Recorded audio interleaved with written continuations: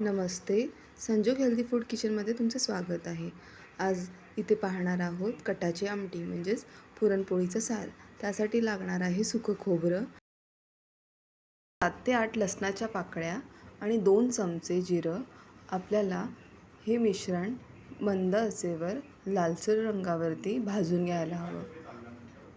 न जाळता लालसर रंगावरती भाजून घेतलं की मग मिक्सरला बारीक वाटून घेऊ.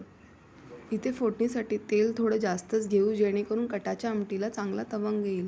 त्यामध्ये हिंग, मोहरी टाकून मोहरी चांगली तडतडली की कढीपत्ता टाकावा आणि वाटलेला मसाला घालून हा मसाला चांगला खमंग वास सुटेपर्यंत भाजून घेऊ.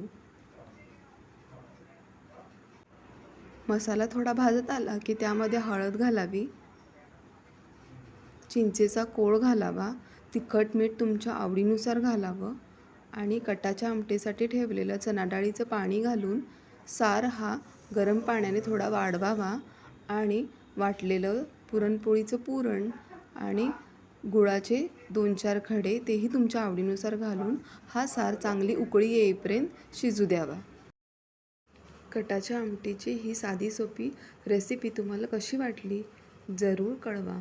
धन्यवाद.